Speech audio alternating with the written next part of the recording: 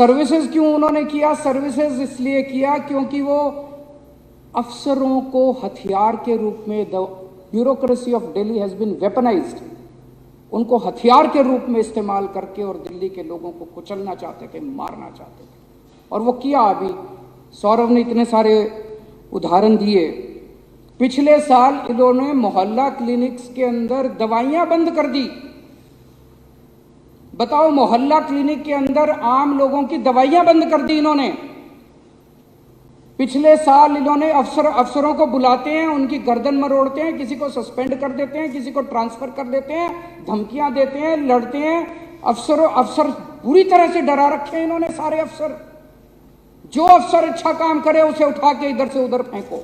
जो भी सबसे निकम्मे, सबसे भ्रष्ट और सबसे गंदे अफसर हैं, उनको सबसे अच्छी अच्छी पोस्टिंग्स पे बिठा रखा है इन लोगों ने। मोहल्ला क्लिनिक की दवाइयां रोक दी। मोहल्ला क्लिनिक में लैब के टेस्ट रोक दिए इन लोगों ने। लेबोरेटरी के टेस्ट होते हैं, वो टेस्ट रोक दिए इन लोगों ने। अस्पतालों के अंदर जैसे अभी इन्होंने बताया कि कितने सारे लोगों को नौकरी से निकाल दिया ताकि अस्पताल ठप हो जाएं। टीचर्स को हम फॉरेन ट्रेनिंग के लिए भेजते हैं, टीचर्स को फॉरेन ट्रेनिंग पे भेजना बंद कर दिया। दिल्ली जल बोर्ड की पेमेंट रोक दी। पूरे दिल्ली के अंदर जल बोर्ड की 1.5 साल से बेसिक रिपेयर होनी बंद हो गई है, पिछले 1.5 साल से। ओल्ड एज पेंशन रोक दी इन लोगों ने। मैं जब लोगों को बताता हूं ना बीजेपी ने ये सब किया, कहते हैं नहीं यार ऐसा तो नहीं कर सकते। मैं कहता हूं जो पार्टी चुनाव जीतने के लिए दंगे करा सकती है और लाखों लोगों को मार सकती है, कत्लेआम कर सकती है, वो दवाइयां रोकना तो उनके लिए बाएं हाथ का खेल है। 8 दिसंबर को नतीजे आए और 8 दिसंबर को कुछ अद्भुत हो गया कि एक नई पार्टी जिसके पास ना आदमी, 4 आदमी नहीं थे, 4 रुपए नहीं थे, कोई चुनाव लड़ने वाला नहीं था। सारे मीडिया ने, मेरे को याद है चुनाव के 48 घंटे पहले भी इन मीडिया वालों ने हमारा एक स्टिंग जारी किया था। और एक नई पार्टी की 28 सीट आ गई और उनकी सरकार बन गई। और 28 दिसंबर को उस सरकार ने शपथ ली और सरकार ने काम करना चालू कर दिया। आज हम लोग चर्चा कर रहे हैं केंद्र सरकार द्वारा पारित उस ऑर्डिनेंस और उसके बाद एक बिल जो उन्होंने अभी संसद में पारित किया, जिससे उन्होंने दिल्ली के लोगों के जनतांत्रिक अधिकारों को पूरी तरह से कुचल दिया। इस ऑर्डिनेंस और इस बिल को समझने के लिए हमें थोड़ा सा पीछे जाना पड़ेगा कि ये ऑर्डिनेंस क्यों आया, ये बिल क्यों आया। थोड़ी सी आम आदमी पार्टी की हिस्ट्री समझनी पड़ेगी। 8-9 साल पहले पीछे जाना पड़ेगा। 2013 का साल था। अगले साल 2014 में अप्रैल के महीने में लोकसभा के चुनाव होने वाले थे। पूरे देश के अंदर 2013 में कांग्रेस को लेके बड़ी नेगेटिविटी थी।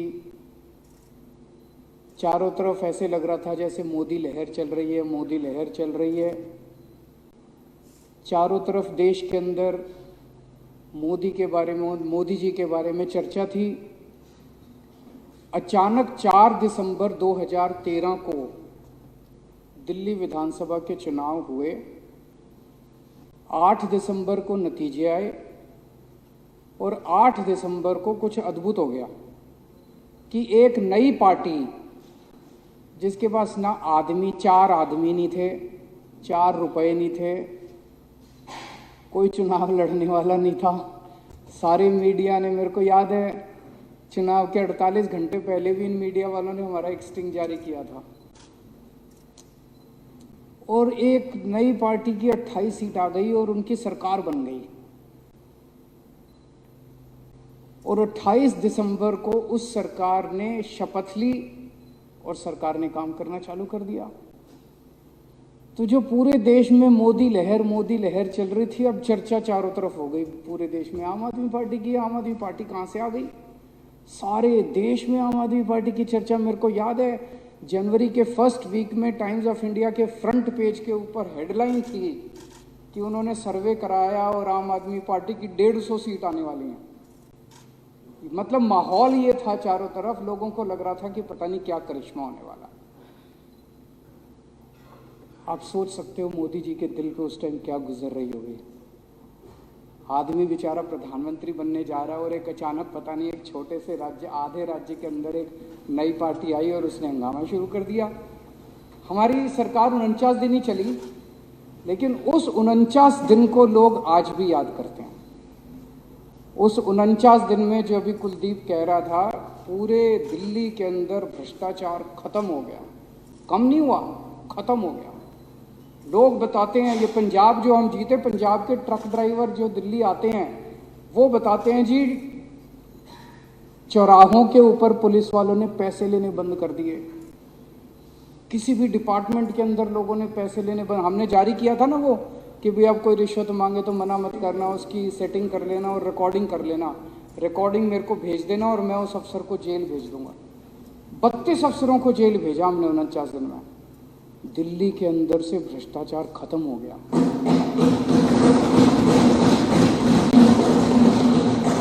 लोगों ने कभी ऐसी सरकार देखी नहीं थी और उसकी चर्चा पूरे देश में।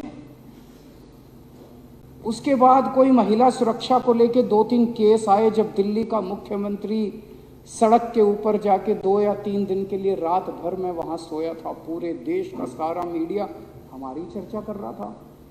मोदी जी तो उनको लगा यार ये क्या हो गया, अभी तक तो चर्चा उन्हीं की चल रही थी।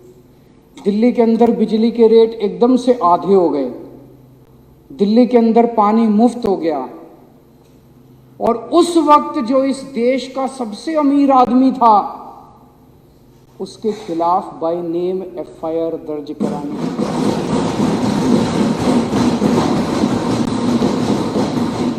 इस आदमी का नाम लेने से ये सारी पार्टियां कांपती हैं, नाम लेने से। उसके खिलाफ एफआईआर दर्ज कराई थी, मैंने नोटिंग करी थी।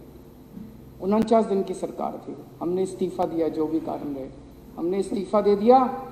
और उसके बाद इनको चैन की सांस पड़ी। अप्रैल का महीना आया, ये चुनाव लड़े और उसके बाद इनको पूरी, ये लोग जीत गए भारी बहुमत से। मोदी जी की जीत हुई और सारी तरफ हुआ मोदी इरा, मोदी एज, मोदी युग आ गया। इनको पूरी उम्मीद थी कि आम आदमी पार्टी अब खत्म हो गई है। मेरे को याद है अमित शाह का इंटरव्यू आजकल काफ़ी चलता है, उसमें उनसे पूछा गया कि क्या आप केजरीवाल जी के साथ डिबेट करेंगे, तो उन्होंने कहा अगर 16 मई के बाद, 16 मई को नतीजे आए थे लोकसभा के, 16 मई के बाद अगर केजरीवाल जी राजनीति में कायम रहे, जिंदा रहे राजनीति में, तो मैं ज़रूर उनके साथ डिबेट करूंगा। उनको लगा कि अब आम आदमी पार्टी भी खत्म और केजरीवाल भी खत्म। पूरे देश के अंदर मोदी लहर थी, आंधी थी, तूफान था, भूचाल था मोदी जी का। मोदी जी महाराष्ट्र में चुनाव हुए, उसके बाद लोकसभा के बाद मोदी जी महाराष्ट्र जीत गए। हरियाणा में चुनाव हुए, मोदी जी हरियाणा जीत गए। झारखंड में चुनाव हुए, मोदी जी झारखंड जीत गए। फिर नंबर दिल्ली का आया। फरवरी 2015 में दिल्ली के चुनाव हुए और दिल्ली में 70 में से 67 सीट आम आदमी पार्टी।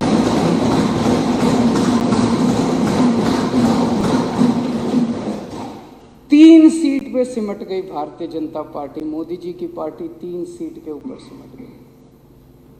आप सोच के देखो उस वक्त उस व्यक्ति के दिल पे क्या गुजरी होगी जो घोड़े पे बैठ के निकला था और जीतता जा रहा है, जीतता जा रहा है, जीतता जा रहा है, चारों तरफ जीतता जा रहा है, जहां जा रहा है, जिस राज्य में से गुजर जाता है वहां जीत जाता है।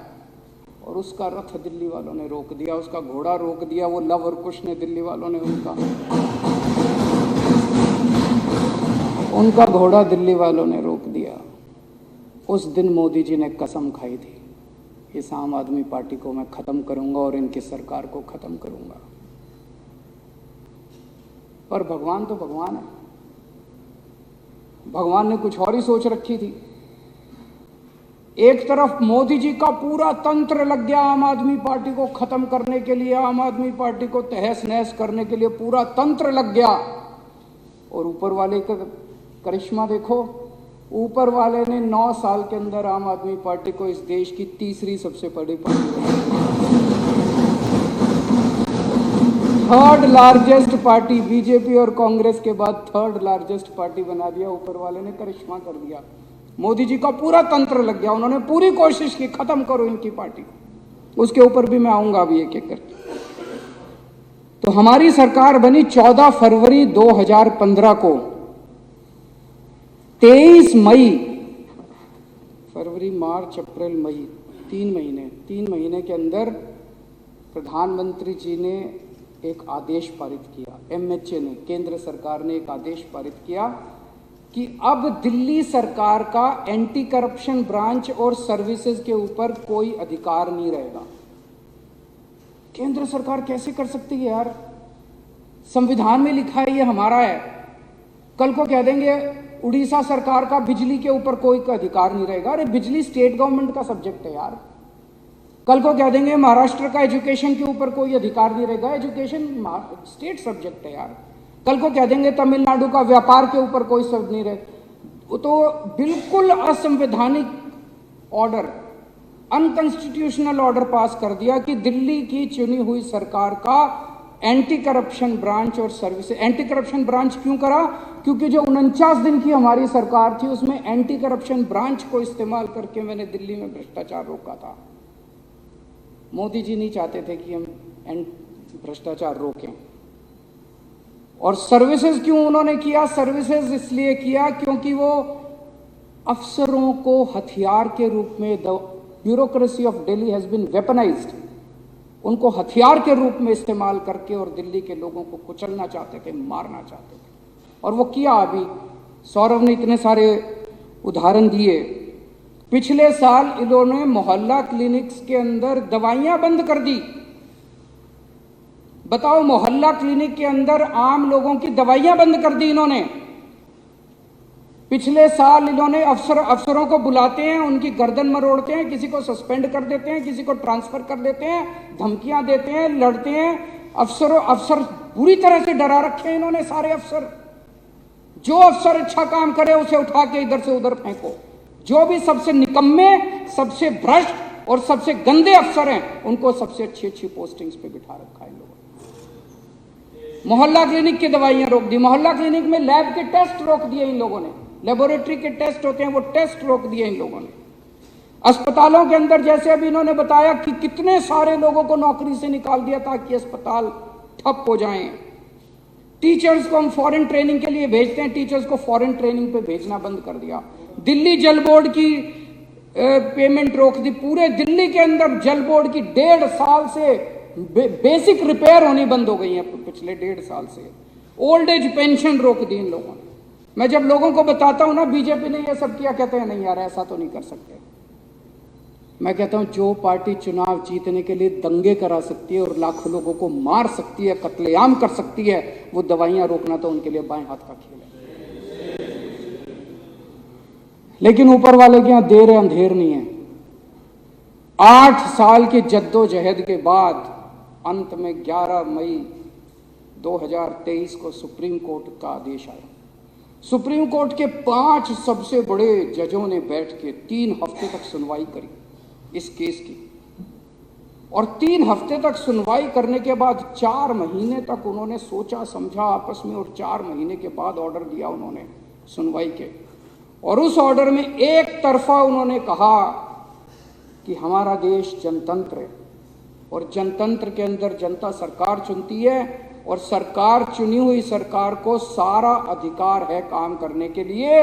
अफसरशाही के ऊपर दिल्ली की चुनी हुई सरकार की ही पावर होगी, एलजी की भी पावर नहीं होगी और मोदी जी की भी पावर नहीं होगी। ये कोर्ट के आदेश में लिखा है कि केंद्र सरकार की भी पावर नहीं होगी और एलजी साहब की भी पावर। साफ साफ आदेश, इसके बाद कुछ बचा नहीं था। लोगों को लगा अब तो खत्म हो गया। लेकिन लोगों को इनकी बेशर्मी की हदें नहीं पता। 11 मई को ऑर्डर आया। 19 मई के बाद सुप्रीम कोर्ट की छुट्टियां होने वाली थी। 20 मई से छुट्टी होने वाली थी। 19 मई की शाम को 5 बजे सुप्रीम कोर्ट बंद हुआ। 20 मई से छुट्टी होने वाली थी। किसी ने सोचा नहीं था 19 मई की रात को 10 बजे इन लोगों ने एक ऑर्डिनेंस पास किया और सुप्रीम कोर्ट के आदेश को पलट दिया इन लोगों ने। सुप्रीम कोर्ट के आदेश को उल्टा कर दिया, सुप्रीम कोर्ट के आदेश को खारिज कर दिया। पूरा देश स्तब्ध रह गया कि एक ऐसा प्रधानमंत्री आया है जो सुप्रीम कोर्ट को नहीं मानता, एक ऐसा प्रधानमंत्री आया है जो कहता है सुप्रीम कोर्ट जो ऑर्डर पास करेगा मैं उसको पलट दूंगा। अगर सुप्रीम कोर्ट ही नहीं बचेगा इस देश के अंदर तो इस देश के जनता की रक्षा करने वाला कौन बचेगा? इस देश की जनता को न्याय कौन दिलाएगा? सारा देश स्तब्ध। मैं जहां भी जाऊं लोग कहें यार मोदी जी तो सुप्रीम कोर्ट को भी नहीं मानते, मोदी जी तो सुप्रीम कोर्ट को भी नहीं मानते, मोदी जी तो सुप्रीम कोर्ट का आदेश भी पलट। सारा देश स्तब्ध था। उसके बाद अब ये बिल लेके आए, ऑर्डिनेंस को रिप्लेस करने के लिए बिल लेके आए। मैं सुन रहा था, माननीय गृह मंत्री अमित शाह जी का भाषण सुना मैंने। 2 घंटे भाषण दिया उन्होंने। उस 2 घंटे में एक लाइन भी उन्होंने ये नहीं बताई कि इस बिल को लाने से इस देश की जनता का क्या फायदा होगा, दिल्ली की जनता का क्या फायदा। बार बार बस एक ही लाइन बोल रहे थे, हमारे पास पावर है, संविधान ने हमें पावर दी है ये कानून लाने की, हमारे पास पावर है, सुप्रीम कोर्ट ने हमें पावर। अरे पावर तो तुम्हारे पास सारी है, तो डुबोगे क्या इस देश को? लेके डुबोगे क्या इस देश को? मारोगे क्या लोगों को? तानाशाही करोगे क्या इस देश के ऊपर? कत्लेआम करोगे क्या लोगों का? पावर तो सारी है तुम्हारे पास। इसी लोगों ने पावर दी है, एक दिन छीन भी लेंगे तुम्हारी पावर। ये जो power power power power power का नशा तुम्हारे अंदर हो रहा है। बस एक ही लाइन बोल, पावर है हमारे पास, पावर है हमारे पास, पावर है हमारे। पावर किस लिए दी है तुमको?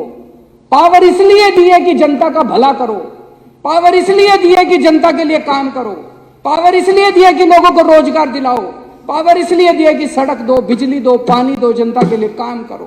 पावर इसलिए नहीं दी कि जनता के अधिकारों को कुचल दो तुम, पावर इसलिए नहीं दी कि संविधान को कुचल दो तुम। एक चीज सोचने वाली है, इन लोगों को ऑर्डिनेंस क्यों लाना पड़ा? इन लोगों को ऑर्डिनेंस इसलिए लाना पड़ा क्योंकि अब इन्होंने दिल्ली नहीं पूरे देश के अंदर कत्लेआम मचा रखा है। जहां नॉन बीजेपी की गवर्नमेंट है, सबको 2 तरीके इन्होंने अपनाए हैं, 2 हथियार हैं इनके पास जिससे ये सरकारें गिरा रहे हैं। या तो पैसे देते हैं और या फिर ईडी सीबीआई छोड़ के उसको धमकी देते हैं, गिरफ्तार कर लेते हैं और फिर बेल तभी होती है जब वो अपनी पार्टी बदलता है, उसके बाद ही बेल होती है। इन्होंने दिल्ली में दोनों हथियार इस्तेमाल किए। अभी तक ये 9 राज्यों के अंदर प्रधानमंत्री जी अब एक ये नया घोड़ा लेके चले हैं। पहले भी एक घोड़ा लेके चले थे, अब जो रथ लेके चले हैं उस रथ में 3 घोड़े हैं, एक ईडी, एक सीबीआई और एक कैश।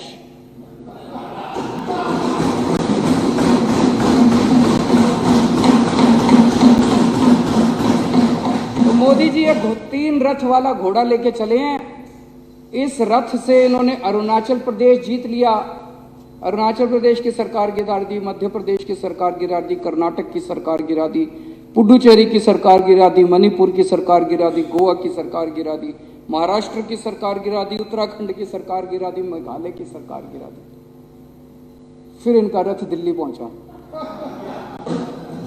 दिल्ली में उन्होंने, आप में से कई लोगों ने आके बताया कि कई लोगों के पास गए थे, बोले 25-25 करोड़ रुपए ले लो, है ना। दिल्ली वालों ने हीरे चुन के भेजे हैं जो एक आदमी ने बिका।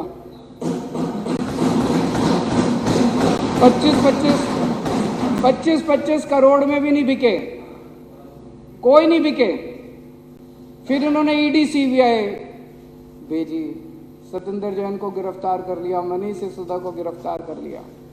अभी हम महाराष्ट्र के अंदर तो खेल देख ही रहे हैं, जो पार्टी छोड़ के उनकी पार्टी में जा रहे हैं सबकी बेल होती जा रही है, सबकी बेल होती जा रही है, ईडी की सबकी। आज अगर मनीष सिसोदिया और सत्येंद्र जैन अगर इनकी पार्टी में शामिल हो जाए, कल बेल हो जाएगी। कोई उन्होंने कुछ गलत काम थोड़ी कर रखा है, ये तो नौटंकी चल रही है। तो उनकी वो भी अब डटे हुए हैं कि तुम्हारी ईडी सीबीआई जो मर्जी कर लो, पूरी जिंदगी जेल में रख लो, लेकिन तुम्हारी पार्टी में नहीं आएंगे।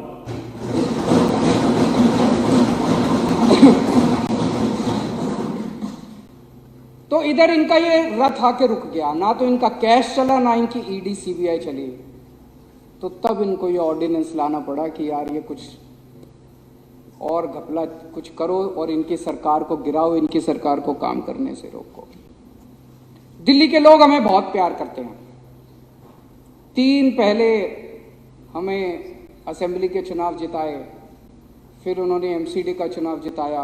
पिछली साल इन्होंने कितना गंद मचाया दिल्ली में, जो अभी मैं बता रहा था। पर जनता तो देख रही है, जनता कोई बेवकूफ़ थोड़ी है। इन्होंने इतना गंद मचाया, इन्होंने मोहल्ला क्लिनिक की पेमेंट रोक दी, जल बोर्ड की पेमेंट रोक दी, और ओल्ड एज पेंशन रोक दी, विधवा पेंशन रोक दी। फिर भी दिल्ली वालों ने इनको हरा दिया। दिल्ली वाले जानते थे यही हैं जो गुंडागर्दी कर रहे हैं, कसूरवार यही हैं। दिल्ली वाले हमें बहुत प्यार करते हैं, इसीलिए प्रधानमंत्री मोदी जी दिल्ली वालों से लड़ते हैं, डरते हैं। प्रधानमंत्री जी को यही खतरा है कि कहीं एक दिन ऐसा ना आ जाए कि जैसे दिल्ली वाले इनको प्यार करते हैं, कहीं पूरा देश इनको ना प्यार करने लग जाए। फिर तो दिल्ली हो गई, दिल्ली के बाद अब पंजाब वाले भी हमें बहुत प्यार करते हैं। लोग कहते हैं कि दिल्ली और पंजाब में तो 50 साल कम से कम इनकी सरकार कहीं नहीं जाती। तो उनको यही डर लगता है। 8 साल हो गए हमारी सरकार को, अब 7-8 साल। 8 साल में दिल्ली के लोगों ने इज्जत ही तो कमाई है। पहले दिल्ली को लेके पूरे देश में क्या चर्चा होती थी? कॉमनवेल्थ घोटाला, सीएनजी घोटाला। पूरे देश में जब भी कोई दिल्ली वाला जाता था, अच्छा तू दिल्ली से आया, वही सीएनजी घोटाला, कॉमनवेल्थ घोटाला, ये घोटाला, वो घोटाला, घोटाले से जाने जाते थे।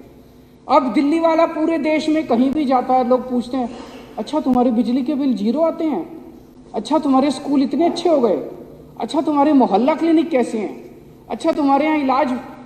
लोग, दिल्ली के लोगों की पूरे देश में इज्जत बढ़ गई। लोगों के बाहर से रिश्तेदार आते हैं, मेरे को बताते हैं लोग, बाहर से रिश्तेदार आते हैं। कितने लोग सोशल मीडिया पे डालते हैं, आज मैं बाहर से आया, मैं टैक्सी में बैठा, मैंने टैक्सी ड्राइवर से पूछा, टैक्सी ड्राइवर खूब तारीफ कर रहा था स्कूलों की। आज मैं बाहर से आया, मैं ऑटो में बैठा, मैंने ऑटो ड्राइवर से पूछा, वो खूब तारीफ कर रहा था दिल्ली के अस्पतालों की। इतनी इज्जत दिल्ली के लोगों ने इज्जत ही तो कमाई है पिछले 8 साल के अंदर।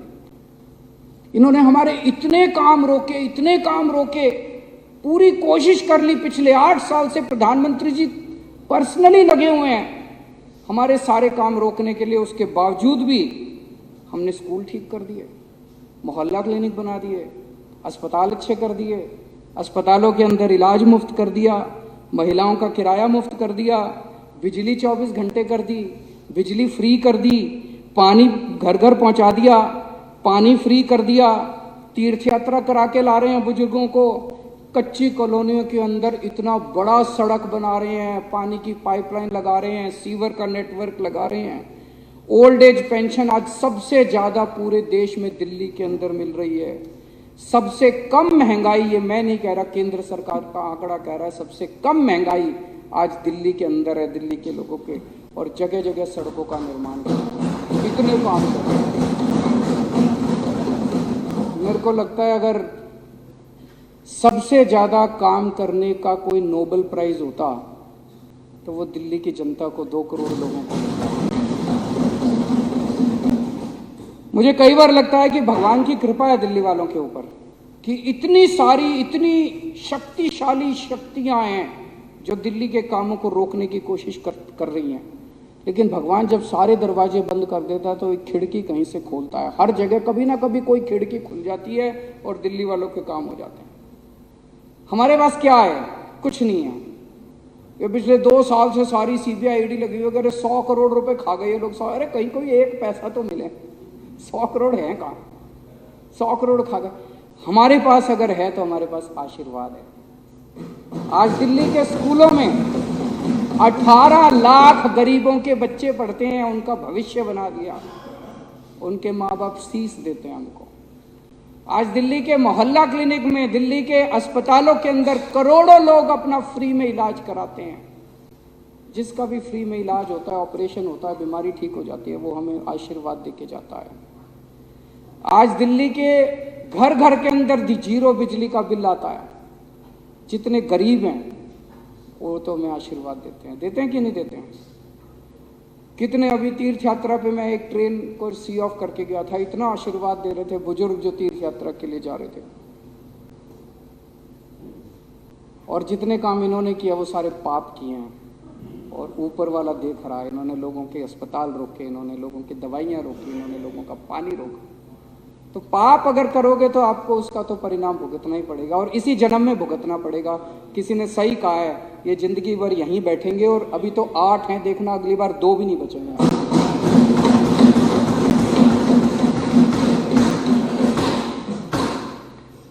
मोदी जी दिल्ली वालों को हराना चाहते हैं। मोदी जी दिल्ली वालों के बेटे को हराना चाहते हैं। मैं मोदी जी को कहना चाहता हूं, ना दिल्ली वाले हारेंगे और ना दिल्ली वालों का बेटा हारेगा।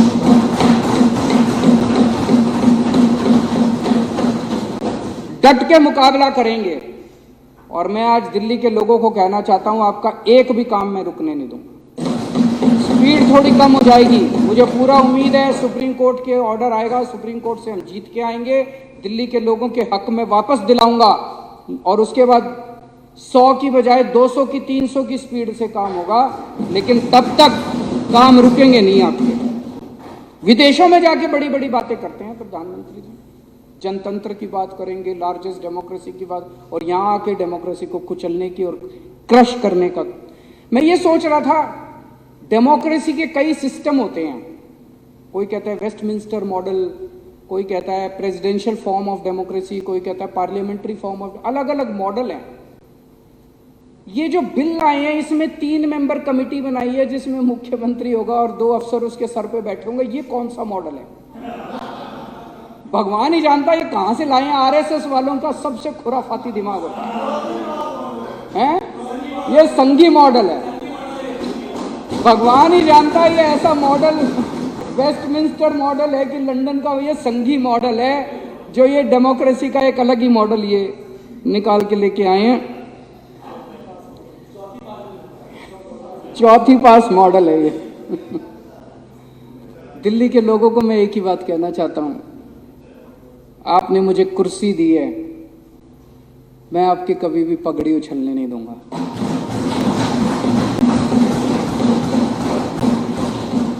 आपका कभी भी सर नहीं झुकने दूंगा। दिल्ली के कभी कोई काम में रुकने नहीं दूंगा।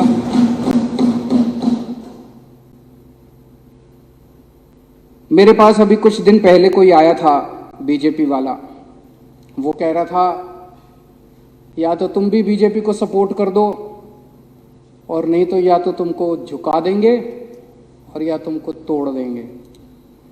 मैं उनको कहना चाहता हूं कि इस दुनिया में कोई माई का लाल पैदा नहीं हुआ जो दिल्ली की जनता को या तो झुका दे और या तोड़ दे। दुनिया में कोई माई का लाल पैदा नहीं हुआ जो केजरीवाल को झुका दे या केजरीवाल को तोड़ दे।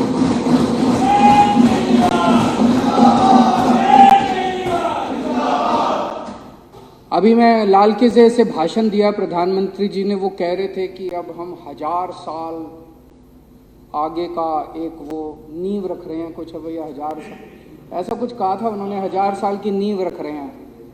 तो 1000 साल का अगर मॉडल यही है कि देश का एक प्रधानमंत्री होगा, 32 गवर्नर होंगे, और वो प्रधानमंत्री दिल्ली में बैठ के और उन 32 गवर्नर के जरिए पूरा देश चलाएगा, तो मैं प्रधानमंत्री जी को कहना चाहता हूं कि 1000 साल तो क्या 5 साल भी आपका ये मॉडल 140 करोड़ लोग मिलके इस मॉडल को चलने नहीं देंगे आपका। हमने आज़ादी केवल अंग्रेजों को भगाने के लिए नहीं पाई थी। इस देश के लोग सरकार चुनेंगे, आप उस अधिकार को छीन नहीं सकते, आप जनतंत्र को कुचल नहीं सकते। केंद्र में भी सरकार लोग बनाएंगे, राज्य में भी सरकार लोग बनाएंगे, पंचायत में भी सरकार लोग बनाएंगे, और म्यूनिसिपैलिटी में भी सरकार लोग बनाएंगे। आप अगर सोचो कि आप प्रधानमंत्री बनके और गवर्नरों के जरिए और लेफ्टिनेंट गवर्नर के जरिए पूरा देश चलाओगे, तो 140 करोड़ लोगों का सामना आपको करना पड़ेगा। 1000 साल तो क्या 5 साल भी आपका ये मॉडल नहीं चलने वाला। और मेरा दिल कहता है आने वाले लोकसभा चुनाव के अंदर 7 सीटें दिल्ली में बीजेपी हार रही है, और ये वाला चुनाव दिल्ली को पूर्ण राज्य दिलाने का मुद्दे के ऊपर ये वाला चुनाव। नेशनल दस्तक की आपसे गुजारिश है कि अगर इसको बचाना चाहते हैं तो नेशनल दस्तक को सब्सक्राइब करने के लिए रेड कलर के सब्सक्राइब बटन को दबाएं, फिर बेल आइकन की घंटी दबाएं। नेशनल दस्तक को बचाने के लिए बहुत जरूरी है कि हर खबर को शेयर करें, लाइक करें, कमेंट जरूर करें।